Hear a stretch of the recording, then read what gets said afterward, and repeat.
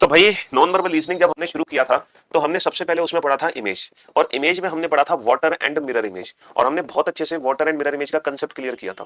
पहले तो हमने कंसेप्ट सीखा था, उसके बाद मैंने आपको डायरेक्ट ट्रिक बताई थी कि कैसे एग्जाम में पूछे गए क्वेश्चंस को हम सॉल्व करते हैं, है ना। एग्जाम में पूछे गए क्वेश्चंस को हम कैसे सॉल्व करते हैं। फिर उसके बाद जो हमने पढ़ा वो पढ़ा पेपर कटिंग एंड फोल्डिंग। हमने क्या पढ़ा? Paper cutting and folding. ये दो टॉपिक हम बहुत अच्छे से पढ़ चुके हैं। और पेपर कटिंग एंड फोल्डिंग में क्या था कि जैसे जैसे पेपर को खोलते जाओ वैसे वैसे आप उसकी इमेज बनाते जाओ, और ये दोनों ही टॉपिक हमने एक ही क्लास में कवर किया था। सबसे पहले हमने इमेज पढ़ा था, फिर हमने पढ़ा था पेपर कटिंग एंड फोल्डिंग। चलिए अब हम चलते हैं तीसरे टॉपिक पर, जो है मैट्रिक्स। ये मैट्रिक्स बहुत छोटा सा टॉपिक है, ये बहुत छोटा सा टॉपिक है, और इस टॉपिक से एक क्वेश्चन कंफर्म एग्जाम में आता ही आता है, एसएससी बैंकिंग में नहीं आता। ये जो नॉन वर्बल हम पढ़ रहे हैं ना बेटा, नॉन वर्बल किसी भी बैंकिंग एग्जाम्स में नहीं आ पाती है। नॉन वर्बल रीजनिंग किसी भी बैंकिंग एग्जाम्स में नहीं आती है, ठीक है। बैंकिंग एग्जाम्स को छोड़कर हर एग्जाम में नॉन वर्बल रीजनिंग के क्वेश्चन आते हैं, सिर्फ बैंकिंग एग्जाम में नॉन वर्बल रीजनिंग नहीं आएगी, ठीक है। हाँ जी। चलिए साहब, तो देखो मैट्रिक्स आप लोग बहुत अच्छे से जानते हो, बहुत सारे स्टूडेंट्स को पहले से पता होगा कि मैट्रिक्स में किस तरीके से एग्जाम में क्वेश्चन बनता है। दो मैट्रिक्स एग्जाम में बनकर आती है, जरूरी नहीं दो मैट्रिक्स एग्जाम में आए, हो सकता है एक ही सिंगल मैट्रिक्स एग्जाम में आए।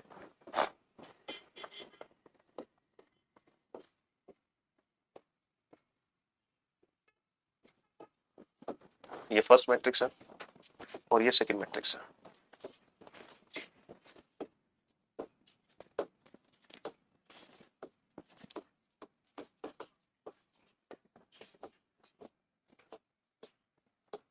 और इन मैट्रिक्स के अंदर होते हैं क्या? इन मैट्रिक्स के अंदर होते हैं क्या? होते हैं इन मैट्रिक्स के अंदर होते हैं अल्फाबेट।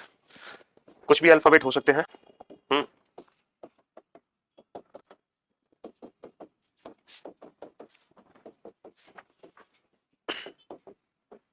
कुछ भी अल्फाबेट इन मैट्रिक्स के अंदर हो सकते हैं।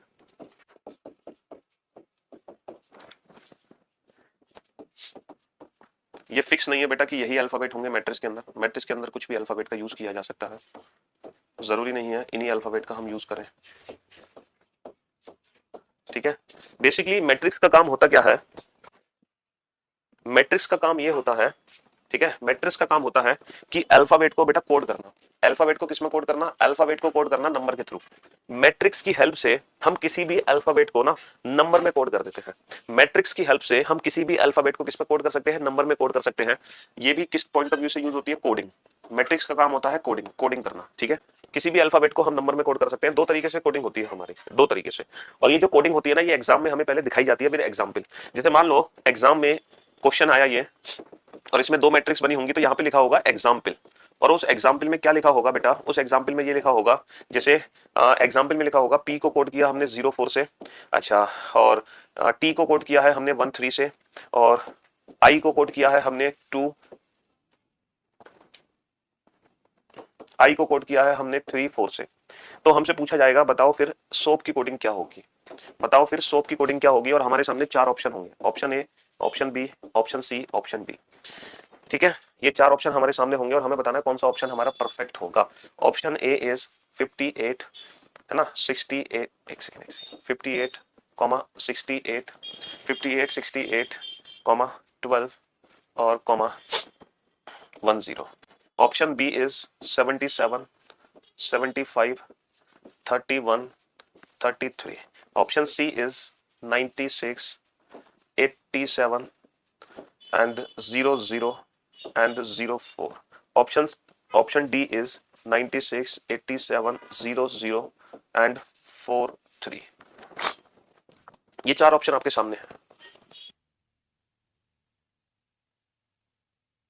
हाँ जी, ये चार ऑप्शन आपके सामने हैं, और इन चारों में से कोई एक ऑप्शन परफेक्ट है, और ये एग्जाम्पल हमें दिए गए हैं। तो बेटा पहले तो आप इस एग्जाम्पल से समझो कि ये जो मैट्रिक्स है इसकी हम कोडिंग कैसे कर रहे हैं। पहले तो आप इस एग्जाम्पल से समझो।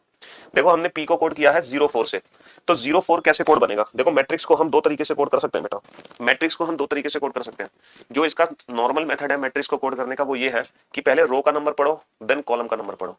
तो बेटा 0 4 पे पी है, 0 4 पे पी है, लेकिन हमें चेक करना पड़ेगा कहीं ये मैट्रिक्स इनवर्स मैट्रिक्स तो नहीं है। ऐसा तो नहीं पहले कॉलम और फिर रो का नंबर पढ़ा जाए। अगर हम कॉलम और रो का नंबर पढ़ते हैं तो 0 4 से बनेगा डी, लेकिन इन्होंने 0 4 से बनाया है पी। इसका मतलब यह है ये मैट्रिक्स नॉर्मल है, पहले हमें रो का नंबर पढ़ना है देन कॉलम का। जैसे इन्होंने 13 को क्या बनाया? टी, तो 1 यहाँ पे 3 यहाँ पे, तो 13 बेटा क्या पढ़ा जाएगा, टी पढ़ा जाएगा। यानी कि ये मैट्रिक्स हमारी नॉर्मल मैट्रिक्स है कि पहले रो का नंबर पढ़ना है देन कॉलम का नंबर पढ़ना है। कभी कभी एग्जाम में ना इनवर्स मैट्रिक्स भी पूछ लेते हैं, तो वो आप थोड़ा सा समझ के रहना कि जो भी एग्जाम में एग्जाम्पल दिए होंगे आप उनसे चेक कर लेना कि कहीं ये मैट्रिक्स इनवर्स मैट्रिक्स तो नहीं है। अब हमें बताना है इन चार में से कौन सा ऑप्शन करेक्ट है। तो देखो बेटा ये क्वेश्चन हर इंडिविजुअल ऑप्शन को चेक करके ही सॉल्व किया जा सकता है। अगर ऑप्शन ए सही है, अगर ऑप्शन ए सही है तो बेटा 100%, अगर ऑप्शन ए सही है तो 100% जो 58 है ना वो रिप्रेजेंट करेगा एस को, 68 रिप्रेजेंट करेगा ओ को, 12 रिप्रेजेंट करेगा ए को और 10 रिप्रेजेंट करेगा पी को, अगर ऑप्शन ए सही है तो। और जब आप हर इंडिविजुअल ऑप्शन को चेक करो ना बेटा, तो आप ऑप्शन को आगे से चेक मत करो, आप उसको पीछे से चेक करो, क्योंकि जब आप ऑप्शन को पीछे से चेक करते हो ना तो एलिमिनेशन के चांस ज्यादा है। चलो ये कोई अप्रोच नहीं है लेकिन चांस ज्यादा है। अगर ऑप्शन ए सही है तो ये जो 10 है ना बेटा ये पी के लिए होना चाहिए। अब चेक करो जरा, सर 1 0, सर 10 तो आई के लिए है, इसका मतलब ये ऑप्शन एलिमिनेट हो गया। 33 पी के लिए होना चाहिए, सर 3 3, सर 33 तो डी के लिए है, ये भी ऑप्शन एलिमिनेट हो गया। 04 तो पी के लिए होना चाहिए, 04 सर पी के लिए है, तो मे बी ये ऑप्शन सही हो सकता है। 43 पी के लिए होना चाहिए सर 43, सर 43 रिप्रेजेंट करेगा ए को, तो ये भी ऑप्शन एलिमिनेट हो गया। तो जो बचा वो हमारे ऑप्शन का, वो हमारे क्वेश्चन का करेक्ट आंसर होगा। तो option C is the right answer, option C is the right answer. तो कुछ नहीं करना, बहुत ही सिंपल सा क्वेश्चन है। हर इंडिविजुअल ऑप्शन को चेक करो, लेकिन ऑप्शन को आगे से चेक मत करो, उसको पीछे से चेक करो ताकि एलिमिनेशन के चांस ज्यादा बने। ठीक है मेरे भाई, हाँ जी, जब आप ऑप्शन को पीछे से चेक करोगे तो एलिमिनेशन के चांस ज्यादा होंगे। जैसे अगर मान लो what is the code for farm, बताओ फार्म की कोडिंग क्या होगी, और चार ऑप्शन आपके सामने है। What is the code for farm, और चार ऑप्शन आपके सामने है, 55 00 59 and 56, 67 12 66 68, okay, 86 78 64 52, okay, 98 98 31 66 57। बताओ what is the code for farm, farm की कोडिंग क्या होगी। हाँ जी, what is the code for farm, farm की कोडिंग क्या होगी।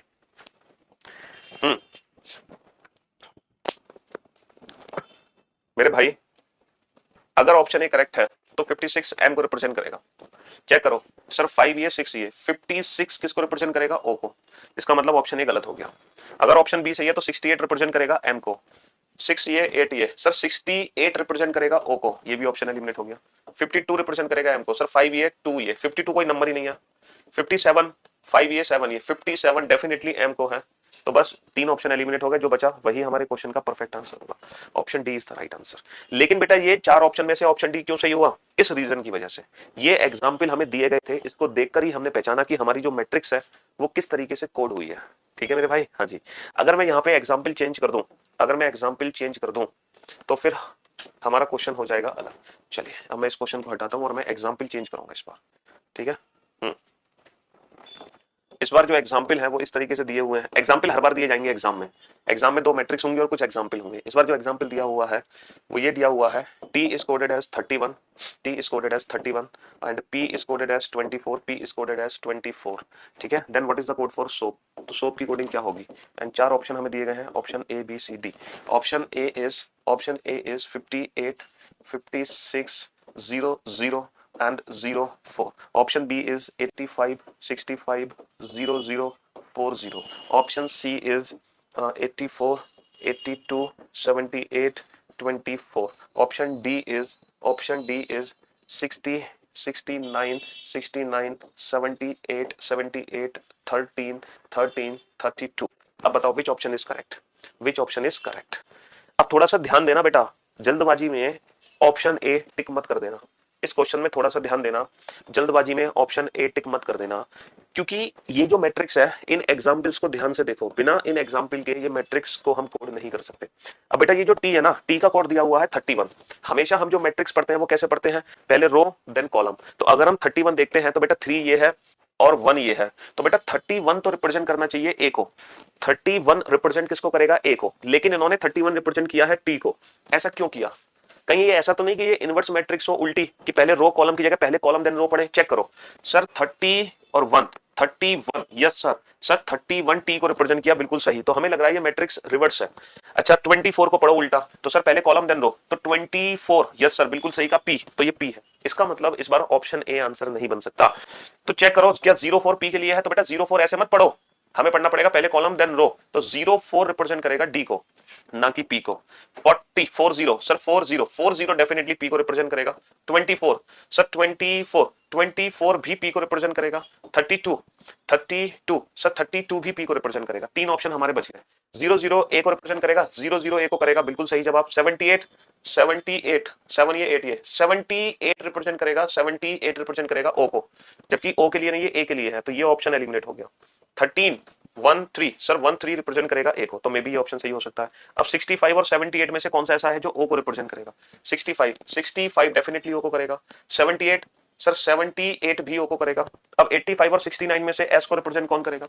सर 85 भी एस को करेगा, और 85 एस को, 69 भी एस को रिप्रेजेंट करेगा। 69, तो दो ऑप्शन यहाँ पे करेक्ट है, option B and option D. यहाँ पे दो ऑप्शन करेक्ट है, option B and option D, according to reverse matrix. यहाँ पे दो ऑप्शन करेक्ट होंगे, ठीक है मेरे भाई, यहाँ पे दो ऑप्शन कमेंट। चलिए साहब, तो मैं एक काम करता हूं, मैं मैट्रिक्स के 2-4 क्वेश्चन आप लोगों के लिए कलेक्ट करता हूं, और जब तक मैं मैट्रिक्स के 2-4 क्वेश्चन कलेक्ट करता हूं आप लोगों के लिए, तब तक आप अपने नाम अपने स्क्रीन पर देख सकते हैं। मैं जब तक मैट्रिक्स के कुछ क्वेश्चंस कलेक्ट कर लूं आप लोगों के लिए, ठीक है, ताकि आप प्रैक्टिस कर सको। बहुत हुआ। हाँ जी, तो भाई हम लोग पढ़ रहे थे मैट्रिक्स, तो मैट्रिक्स का कंसेप्ट हमने समझा। अब जरा 2-4 क्वेश्चन कर लेते हैं जो एग्जाम में आए हुए हैं मैट्रिक्स के। अब जैसे ये क्वेश्चन आया बेटा एग्जाम में, अब इसमें क्या है कि ये सिंगल मैट्रिक्स का क्वेश्चन है, इसमें दो मैट्रिक्स है ही नहीं, ये सिंगल मैट्रिक्स का क्वेश्चन है जो एग्जाम में आया, और इसमें जो वर्ड पूछा है, कौन सा वर्ड है? इसमें तो वर्ड ही गायब है। शिट, इसमें तो वर्ड ही गायब है कि किस वर्ड की कोडिंग हमसे पूछी गई है। तो कभी कभी एग्जाम में इस तरीके से भी क्वेश्चन पूछा जा सकता है।